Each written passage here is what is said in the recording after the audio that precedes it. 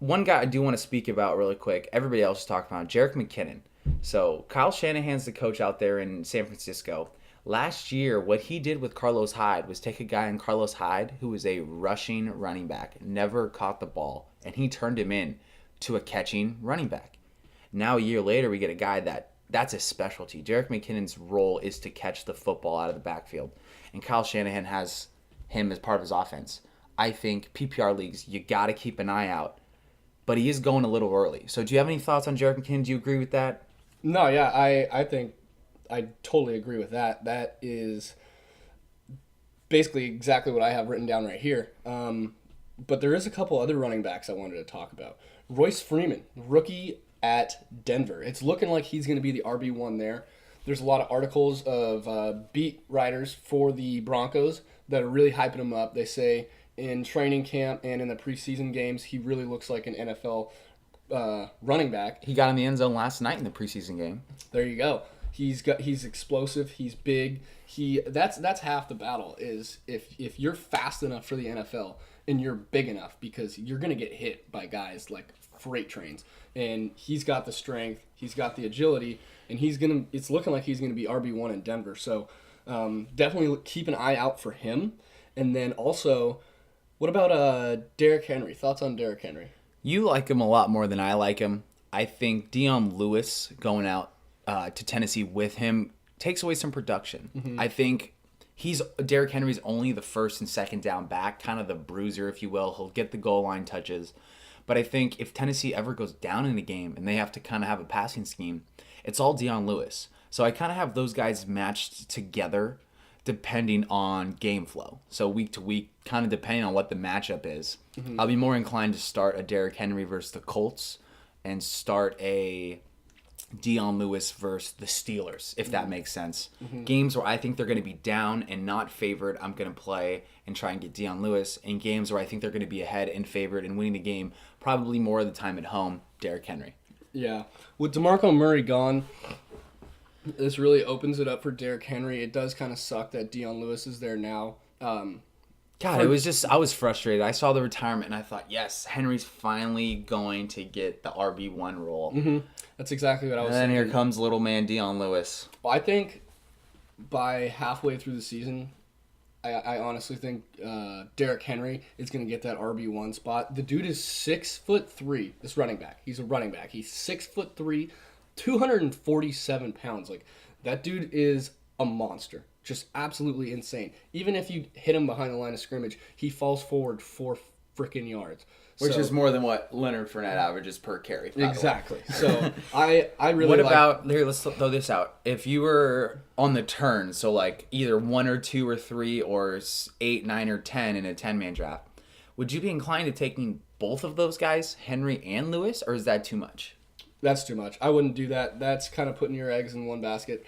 And, I mean, yeah, it covers for basically you're going to get the RB1 either way, but that other pick could be a lot better used for another running back or maybe a receiver that stayed on the board. And I think it'll be tough, too, to kind of pick who you're going to start each week.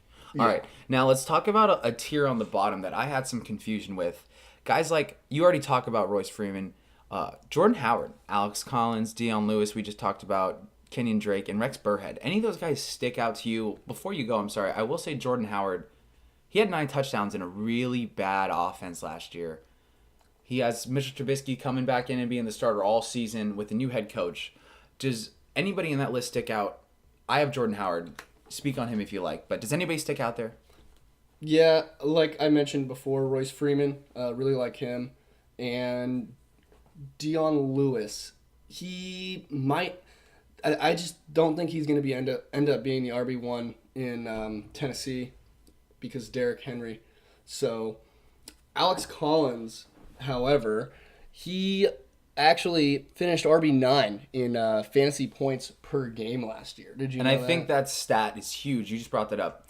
So if you're he's the running back 9 averaging points per game. So every week he's giving you a floor. He's guaranteeing you X amount of points, whether it only be 9, 10, or 11 points.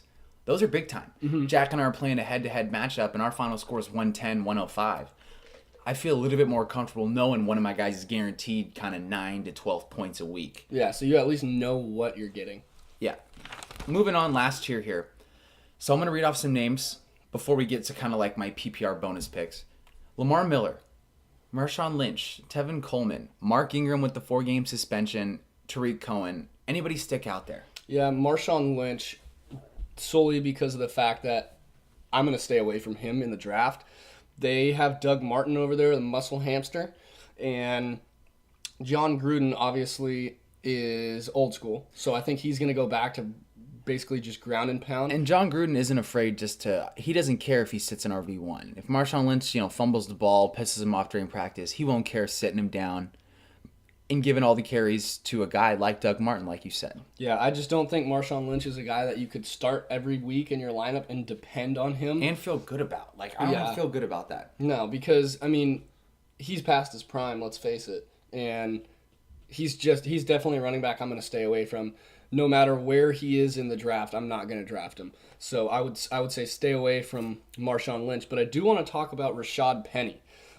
Pete Carroll's saying Rashad Penny is going to be the third down back in Seattle. He was drafted in the first round from San Diego State, and I think he's going to really show the world what he could do. He's been overlooked from the Mountain West Conference. Not many people know about that. Actually, Josh Allen is from that conference. I think Rashad Penny is going to end up being kind of what I was said about Derrick Henry. Kind of towards the middle of the year, he's going to be their first down or their RB1, and I just can't wait to see what he could do. Yeah, I'm excited.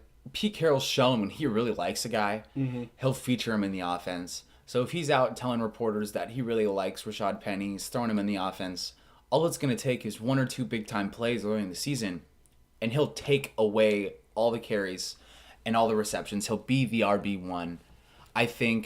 I like that as a dart later in the draft. He kind of mixes in and reminds me of guys like Duke Johnson, Chris Thompson, even Bilal Powell. Jeez, Powell. I can't pronounce his name. There you go. But those are all PPR guys. Half-point PPR are going to have to slow our expectations down a little bit. And in non-PPR leagues, I think these guys fall way down the draft because they do not catch the football. Yeah, I agree. Non-PPR leagues is tough. I absolutely hate non-PPR leagues. So this is obviously geared more towards the points per reception and full point. So yeah, what you said, Chris Thompson, I really like. However, he's in Washington, right? Yes. And you know who just had a huge game last night? Yeah, and I'm very pissed off. Are you talking about Adrian Peterson? Oh yeah. So if you guys don't know, friends of the pod, I'm in a keeper league, and I have Samaje Perine, Rob Kelly, and Chris Thompson all on the same team. It's a deep dynasty league. So I wasn't necessarily upset that Geis hurt himself in the offseason or in the preseason and was going to be out all season. Kind of excited to have the main running back in Washington. But the sign of Adrian Peterson from 2001 pissed me off. He looked okay last night. Yeah, he did. He looked like a starter. And I think he'll be the lead back. Yeah, he's 33 years old, still in the league as a running back. Respect to that guy. He showed us when he tore his ACL, came back the next season, proved everyone wrong, rushed for over 1,000 yards. Obviously, he's not going to do that this year, but I'd say definitely keep an eye on him. I think he falls into 5 or 6, right? Kind of in that Dion Lewis range, Rex Burkhead range, right? He'll slide in there. I do think because of his name and how good he was in the past over the last 5, 6, 7 years, people will reach for him in drafts. Yeah. And I will say, a guy to come off the couch, I know he's in football shape, but for a guy to come off of the couch to go sign with a team and then go get hit a bunch, I know he's a physical specimen, but I wouldn't be opposed to kind of drafting Samaje Perine or Chris Thompson, knowing that Adrian Peterson has a higher injury risk than other older guys in the league. Definitely. I'm going to stay away from Adrian Peterson. Unless he goes undrafted, he's a great free agent pickup if no one takes him in the draft. But other than that, I'm staying away from him. Yep, I agree. All right.